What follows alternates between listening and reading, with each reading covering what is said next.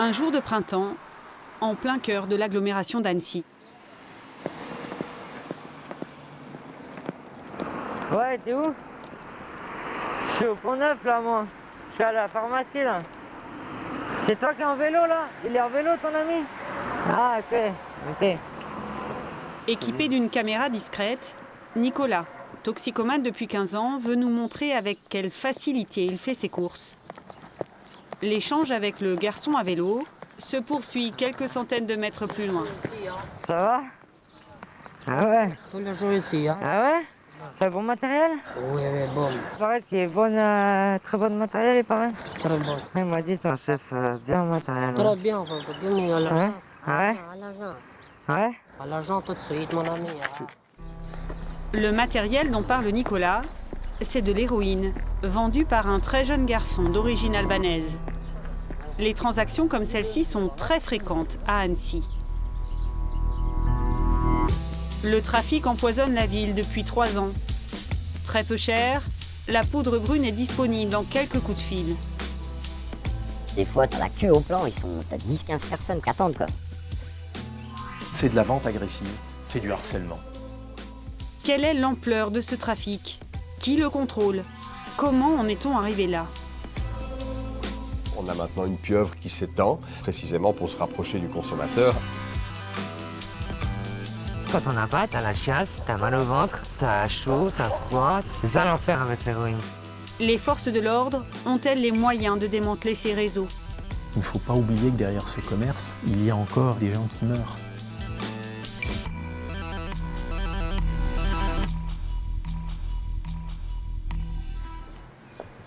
Auprès du dealer à vélo, Nicolas, ce jour-là, n'a obtenu qu'une petite dose. 0,2 g pour goûter le matériel, comme il dit. Il n'avait pas d'argent. Impossible pourtant d'attendre, il lui faut son shoot rapidement. Si elle est bonne, c'est comme un gamin en plus. Tu vois, ils font tout pour tapater parce que tu vois, ça faisait une semaine, j'avais rien tapé, j'avais rien pris là. Et les mecs, t'as vu, de toute façon, ils te rappellent. Tu veux que je te montre un message sur mon téléphone? Je suis James, je travaille à Redbus Pont-Neuf. Ton copain me donne ton numéro parce que j'ai un café super. Donc quand t'as envie d'arrêter la cam et que t'es en manque, tu vois, t'es pas très bien quand tu reçois ça tous les jours, quoi. On s'est aperçu qu'il y avait des véritables ventes de listings de téléphones de toxicomanes. À chaque fois qu'ils veulent s'implanter, ils font un mailing, tout simplement. Comme le ferait un nouveau commerce à sa création. Eux envoient des SMS à tous les numéros de téléphone portable de toxicomanes connus et qui sont informés de l'ouverture d'un point de vente à tel endroit, éventuellement d'offres tarifaires s'il s'agit d'un nouveau point de vente. Un commerce comme un autre, au vu et au su de tout le monde. Sur cette place, tout près du centre-ville d'Annecy, il suffit de patienter une petite heure pour repérer un autre client. Après quelques échanges de SMS, son dealer lui fait signe. La transaction se déroule dans une petite ruelle, à l'abri des regards. Depuis 4 ans, des revendeurs comme celui-ci, la police en a interpellé des dizaines. On a toujours le même profil, ils sont en général jeunes, voire très jeunes, sans travail, sans ressources au pays, avec de gros besoins d'argent, des familles à nourrir, et ils sont prêts manifestement à accepter n'importe quoi. La drogue est importée d'Afghanistan, premier producteur mondial de pavots. Elle transite ensuite par l'Albanie, d'où sont originaires les trafiquants. Ils viennent pour la plupart de la région de Diber, à l'est du pays. Sur Annecy et aux alentours, cette mafia a le monopole et contrôle au moins une dizaine de points de vente. Aucune commune riveraine n'est épargnée.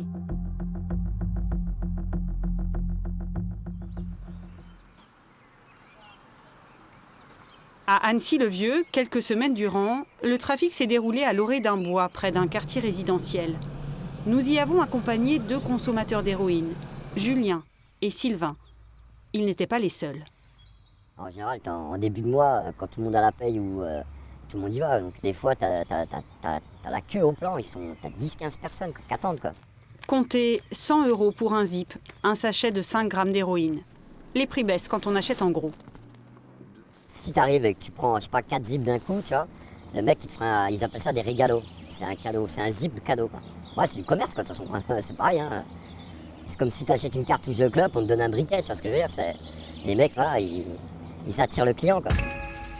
Un commerce qui rapporte gros à la mafia qui le dirige. Sur l'ensemble du bassin, mais vraiment à proximité du lac, il y aurait régulièrement entre 7 et 10 points de vente. Les vendeurs les meilleurs, dont travaillent entre guillemets, sont présents en tout cas pour assurer la vente d'héroïne entre 7h30 le matin et 7h30 le soir, 7 jours sur 7. Et chaque point de vente génère un chiffre d'affaires mensuel de l'ordre de 100 000 euros. Donc on est globalement sur le bassin annécien sur un chiffre d'affaires mensuel de l'ordre du million d'euros. 1 million d'euros par mois, ce sont les chiffres officiels. Difficile d'estimer réellement ce que rapporte ce trafic. Difficile aussi de connaître le nombre de toxicomanes sur la région annécienne. Plusieurs centaines au moins. Tous décrivent les mêmes mécanismes d'addiction. À l'époque, on allait en teuf, en rêve, et, on prenait des ecstasy, de la cocaïne, enfin tous des trucs qui te boostent, et pour redescendre en fin de soirée ou début de matinée plutôt, on prenait de l'héroïne pour te faire redescendre en fait, quoi. Et après j'ai racheté 1 gramme par-ci, 1 gramme par-là, jusqu'au jour où je me suis retrouvé en manque et c'était trop tard, quoi. Là, c'était fini, quoi. Une fois que j'ai eu les premiers signes de manque, si tu veux, j'ai continué à en racheter pour pas être malade. Et après, c'est le cercle vicieux, tu t'arrêtes plus, quoi.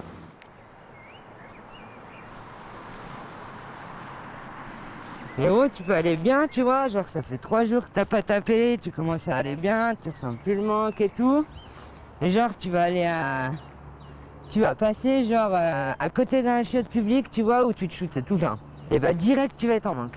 Parce que le moindre endroit qui te rappelle où t'as tapé, ou des fois même d'en parler, tu vois, et c'est bon, t'es en manque, quoi. C'est incroyable la puissance que ça a, enfin c'est dingue.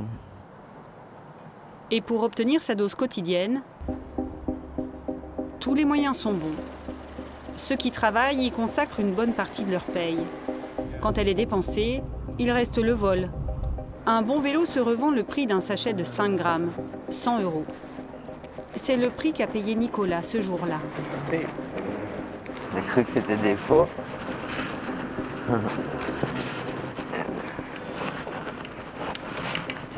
Merci mon petit. Allez, bonne journée. Ciao. De quoi tenir 2 ou 3 jours. L'héroïne, injectée directement dans une artère, a un effet quasi immédiat. Nicolas s'est longtemps piqué dans les veines, mais avec les années, ce n'est plus possible. Ses bras sont trop abîmés. Je peux plus trouver de veine, je peux plus, tu vois. Et même quand j'en trouve, elle marche pas, quoi. Ça me défonce pas quand je tape, ça me met juste bien. Comme vous êtes là normal, moi ça me met normal en fait. Et par contre, quand on n'a pas, t'es très très mal. T'es très mal. Comme c'est une grippe carabinée, quoi. T'as la chiasse, t'as mal au ventre, t'as chaud, t'as froid, tu transpires, t'arrives pas à sortir du lit quand on n'a pas. C'est ça l'enfer avec l'héroïne, tu vois. Il y a encore quelques années, Nicolas et Julien achetaient leur drogue en Suisse. Au début, c'était sur Genève. Donc les Albanais se trouvaient sur Genève. Nous, on allait carrément chercher en voiture à Genève, là. Donc t'essayes de cacher quand même un minimum, quoi. Dans la voiture, à la place des... Moi, je mettais à la place de la batterie du téléphone. J'enlevais la batterie, je la cachais, je mettais le paquet à la place de la batterie. Donc après, ouais, ça passe ou ça casse, hein. Moi, je me suis déjà fait arrêter 2 fois à la frontière à l'époque. Ouais, tu risques pas grand-chose, mais si c'est des petites quantités, si c'est un zip, tu risques rien, mais bon, voilà. Les consommateurs ne risquaient rien, jusqu'à ce que la police genevoise décide de sanctionner plus sévèrement les usagers français. À un moment donné, Genève était devenue un supermarché d'approvisionnement, notamment pour les consommateurs français. Et la stratégie a consisté à faire en sorte que ces consommateurs soient dissuadés de venir s'approvisionner à Genève, en pratiquant des séquestres de leurs véhicules, les sanctionnant pour le simple fait d'avoir fait acquisition de stupéfiants. Ces moyens qui ont été déployés ont apporté des bons résultats. On n'avait plus, à partir de là, comme par le passé, des secteurs de vente dans lesquels il y avait des queues de voitures immatriculées en France qui attendaient de pouvoir s'approvisionner. Le trafic, contrôlé par une mafia albanaise, s'est en partie déplacé de l'autre côté de la frontière. Là où on avait vraiment une organisation qui était centrée sur le canton de Genève, on a maintenant une pieuvre qui s'étend et qui s'étend assez loin finalement côté français, précisément pour se rapprocher du consommateur. Tu sais, quand tu te drogues, tu vois des Albanais qui arrivent sur Annecy, t'es content, tu te dis ouais, nickel, on n'a plus besoin de bouger, mais c'est pas si bien que ça en fait. Et maintenant, t'as des plans un petit peu partout sur Annecy, quoi. T'en as, je sais pas, 5, 6, 7, je sais pas exactement, mais il y en a un paquet, quoi. C'est plus facile à trouver des fois de l'héroïne à Annecy que du shit. 20 € le gramme, 2 fois moins que dans le reste de la France. Des points de vente ouverts en permanence. Les conséquences sont désastreuses. On a aussi un nombre d'auditions de jeunes toxicomanes qui, face à ce harcèlement agressif, face aux propositions tarifaires intéressantes qui leur sont faites, finissent par craquer et qu'ils le disent aux policiers ou aux gendarmes. J'en étais presque sorti, j'étais presque tiré d'affaire, mais ça devient tellement intéressant, j'ai craqué et j'ai replongé. En janvier dernier, à quelques kilomètres d'Annecy, un père de famille de 50 ans est mort d'une overdose, laissant une femme et un enfant de 8 ans. Comment mettre fin au trafic? Que font les forces de l'ordre pour démanteler ces réseaux?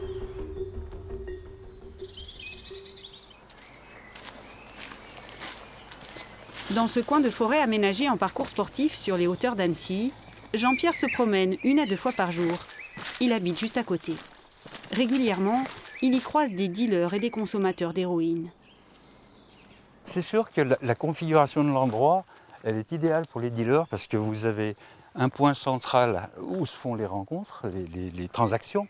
Et par contre, on peut accéder par 6 ou 7 accès différents. Vous pouvez arriver par là, vous pouvez arriver par là, vous pouvez arriver par là, vous pouvez arriver par là-haut. Il y a encore 2 ou 3 accès différents là-haut. Ce qui le gêne surtout, c'est que l'endroit est très fréquenté. C'est inquiétant parce qu'on ne sait jamais de quelle façon ça peut déraper. Imaginez des gosses qui viennent s'amuser tout seuls et qui tombent sur une transaction en cours. De la part des clients ou des dealers, il peut y avoir des réactions imprévisibles. Il y a quelques semaines, les policiers ont arrêté le dealer en place. Mais personne n'est dupe. Un autre y reviendra sans doute prochainement. Effectivement, il y a un renouvellement constant depuis 3-4 ans. Chaque interpellation, il se passe 48-72 heures, guère plus, et le vendeur est remplacé. La mafia albanaise implantée à Annecy et aux alentours disposerait d'une main-d'œuvre inépuisable. Au commissariat d'Annecy, 5 hommes enquêtent sur ce trafic.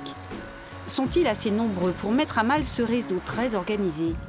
Malgré nos multiples demandes, aucun représentant de la police ne nous a répondu. Dans un rapport interne datant d'avril 2015, le commissaire d'Annecy juge la situation préoccupante. Il conclut. Il y a urgence à intervenir. Le travail de la brigade de sûreté urbaine d'Annecy ne suffit plus. La saisine d'un service de police plus qualifié pour travailler sur le long terme paraît nécessaire. Car en matière de stupéfiants, les enquêtes sont longues et laborieuses. Retour sur une affaire jugée en mars dernier. Sur le banc des prévenus ce jour-là, 3 hommes. La tête d'un réseau implanté en Haute-Savoie, la nourrice chargée de stocker la drogue dans son appartement et le chauffeur qui transportait la marchandise. 6 mois durant, ils ont été surveillés par la section de recherche des gendarmes de Chambéry. Elle a commencé en été 2014. On a monté un groupe de travail, une cellule d'enquête. Et jusqu'à fin décembre, la date des interpellations, on était 13 enquêteurs. H24. On avait des surveillances téléphoniques, on avait des surveillances physiques, de jour comme de nuit, et on avait des filatures de véhicules, et puis d'autres moyens de suivi géolocalisés, personnes et véhicules. Nous, l'enjeu est avant tout de faire tomber la tête de réseau. Pourquoi? Tout simplement parce que si on s'occupe des ouvriers ou des usagers, au bout du compte, le trafic perdurera. 10 lignes téléphoniques écoutées en permanence. Un travail colossal, d'autant que les conversations étaient souvent en albanais. Ici, ce sont les fadettes, les factures de téléphone que l'on a épluchées une à une à l'aide de logiciels high-tech. On incorpore de manière massive des milliers de données. Chaque couleur représente l'activité d'une ligne téléphonique différente. Et on remarque que plusieurs lignes de correspondants, comme ici, comme là ou comme là, sont des correspondants qui sont communs à plusieurs abonnés, ce qui nous permet de pouvoir définir des relations au sein d'un groupe criminel. Des preuves comme celle-ci, il a fallu en accumuler des dizaines. Sans cela, pas de condamnation des trafiquants ou alors des peines très courtes.